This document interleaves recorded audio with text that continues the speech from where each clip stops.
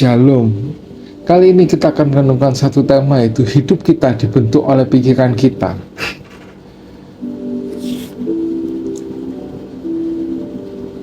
Amsal 4 ayat yang ke-23.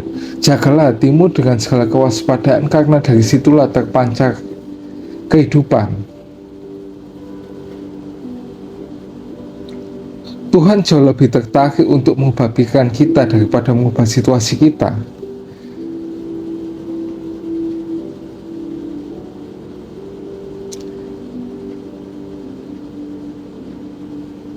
Kita ingin Tuhan menghilangkan semua masalah, lara, duka, penderitaan, penyakit, dan kesedihan.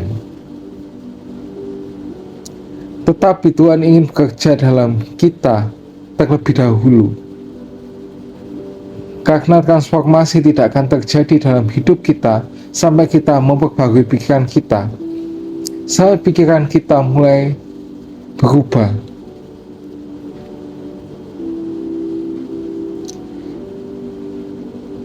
Kenapa sih ini penting bagi kita untuk belajar mengendalikan pikiran kita? Di sini ada 3 alasan yang perlu kita renungkan, ya.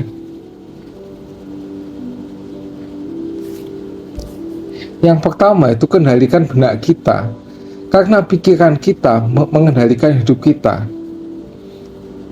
Seperti yang dikatakan di Amsal 4 ayat yang ke-23 tadi,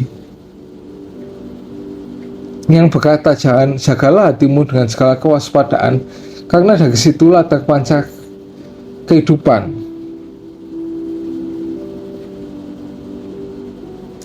Kuasa pikiran kita mempunyai kemampuan luar biasa untuk membentuk hidup kita menjadi baik atau menjadi buruk.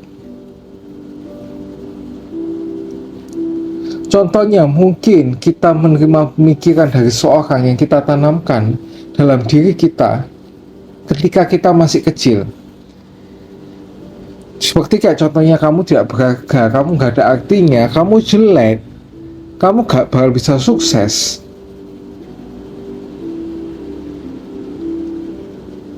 Nah, kalau kita menerima pendapat itu, walaupun itu salah, pikiran itu akan membentuk hidup kita.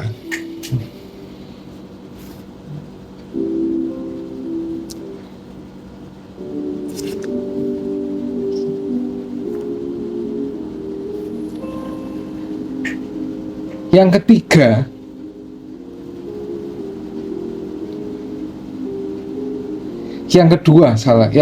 kedua, kendalikan benak kita, karena pikiran kita adalah arena pertempuran dosa. Semua godaan timbul di pikiran.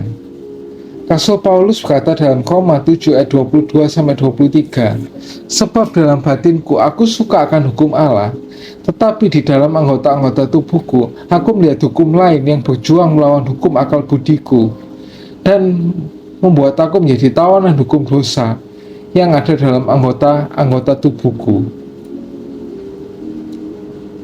Salah satu alasan kenapa kita merasa lelah secara mental, karena peperangan di otak kita selama 24 jam dalam satu hari.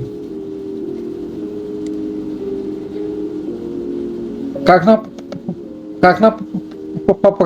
peperangan ini tuh begitu menguras tenaga, karena peperangan ini juga sangat dahsyat, dan juga begitu dahsyatnya pikiran kita yang merupakan aset terbesar ini.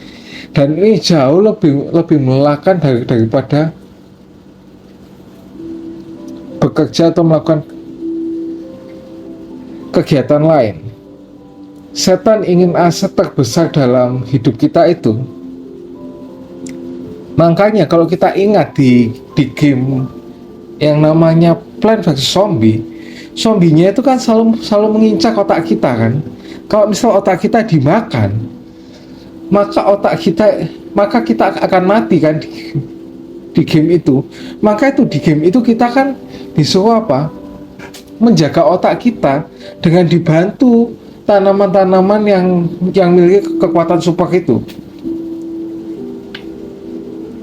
Nah, sama kita kayak kayak gitu juga kita menjaga pikiran kita supaya kita itu nggak pikiran kita nggak sama cuki sama iblis.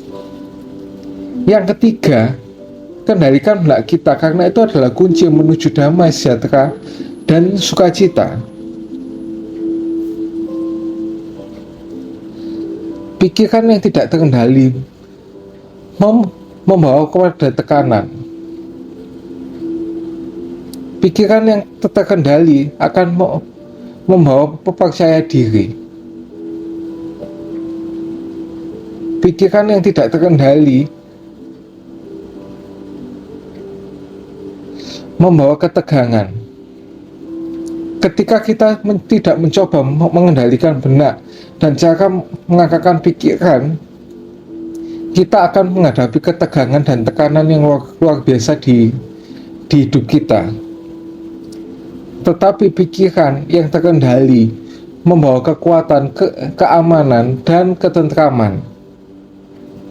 Maka itu di ayat yang benar-benar terakhir ini, di Roma 8 ayat 6, dikatakan keinginan daging adalah maut, tetapi keinginan Roh adalah hidup dan damai sejahtera. See you and God bless you.